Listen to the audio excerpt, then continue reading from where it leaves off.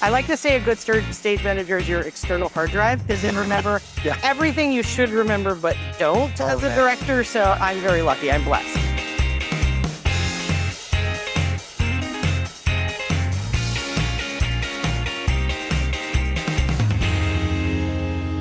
Hello, everyone. Ken Hildebrand here, Artistic Director of Gallery 7 Theatre, and I am sitting here with Kerri Norris, the director of our next production, Holy Mo Spew Boy. Welcome, Kerri. Great. Thanks for having me. You're welcome. Thanks for being here. I know that this is your first go at a production at Gallery 7, but not your first go at theater. Tell us a little bit about your background. How did you get to this point?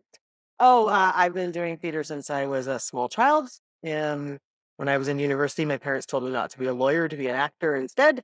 And that kind of, set my life's path. And picked up directing gigs here and there and have done a lot of stuff at various places. And I know that you don't just direct, you also act, you do costume design. What else? I have designs. I have done pretty much every job that you can do in theater, some better than others, but mostly it's costume design, directing, and acting right now. Very cool. Very cool. I know that I probably knew about you a few years ago. I know I saw you on stage at a Pacific Theatre production in Vancouver. And then I saw that you were floating around Trinity Western, and I'm just glad that this was finally a chance to have you work with us. And I'm so glad that you said yes. Yeah, I truly believe that it's kind of like opportunities come when they're right to be taken, so it was perfect. Yeah, awesome. So tell us a little bit about Holy Mo Spew Boy.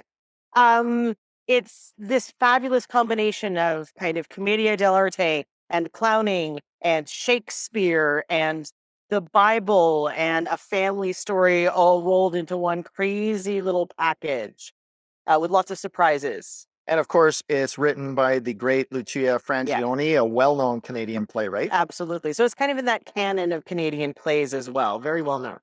As a matter of fact, the original production, just as it came out of the Fringe tour, actually was performed by Lucia and Perla Faye Forsyth and Anita Wittenberg. That's right, Anita Wittenberg. And it was in the basement of the Ebenezer Church many eons ago, back in the early days of Gallery 7. And I thought it was time to actually do another version of the show and bring it back. Audiences loved it back then. And I think audiences are going to love it here too. I'm wondering if you could, for the people that are out there listening who might want to get into directing or costume design or acting, well, let's focus on directing because that's pretty. Yeah, that's like, a lot of stuff. That's 4 years of university studies there. Can you share just a little bit about what your process is as a director? Because when you look at the script, Holy Mo, there's not a lot of stage directions. It doesn't tell you how to do the show. It just has basically dialogue and maybe a couple of hints of what's going on. How do you approach a play like this? Well, I have a lot of experience working with plays that are structured in this kind of way. For me, it's about the world building of where these people are and who they are to each other. And so there's layers of stories that are being told. And this is about when each of those layers comes to life. I am pretty A-type personality, so I do take my little salt and pepper shakers at home and block everything. And then I tend not to talk about it because the collaborators in the room bring so much more than I can ever do just doing that. But I do have a plan in case we get stuck somehow to be able to solve the problems that come up in rehearsal. Right. It must look kind of funny. You sitting at the table just moving this. Oh, my kids think I'm very weird. So yeah, but they love you anyway, right? Yes, they do. Tell us a little bit about the cast. What's it like working with the cast on this? I think it was one of those like the right people at the right time all coming together. It felt very easy to make the choices that were made. I do know a couple of the cast members from where I work with Merlin at Trinity, and I have taught Teagan. But it is a different thing when you move out into the world of being like the teacher-student relationship and that educational thing. I had never met Ruthie, but it was just like everything clicked and came into the room. And we also have a fabulous presence in our stage manager, Rachel McKenzie. She keeps us on track. I like to say a good stage manager is your external hard drive because they remember everything you should remember but don't as a director. So I'm very lucky. I'm blessed. Yeah, so thankful for a good stage manager, right? So we asked Teagan a similar question. She was your student at one point or attended university at the time that you were teaching. What's it like working in this context, having been her former instructor? I think it's always this great revelation when the idea of marks gets taken out of the equation. Mm. I don't have to grade somebody So following that structure, and they don't have to worry about that. So there's this freedom to take risks, to fail boldly, as Angela Conrad would like to say about things, one of the other instructors at Trinity. And you can actually start to have fun. yeah, So the relationship becomes more even. right. Yeah. Interesting. Very cool.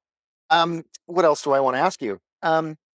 Getting back to Holy Mo Spew Boy, it seems like kind of a weird show, but it's not really weird. There's a lot of heart and soul to it. Is there some thematic string in it that really stands out to you, that really inspires you or just makes you ponder? Or I think for me, so one of the things that my journey of faith uh, has lots of questions of why. Hmm, And so for me, that was something that keeps coming up as we rehearse and as I reread the play.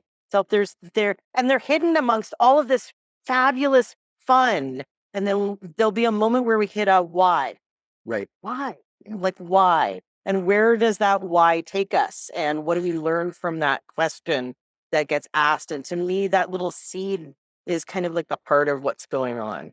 I remember watching auditions, and we were exploring one of the scenes where a character makes a really, really important discovery.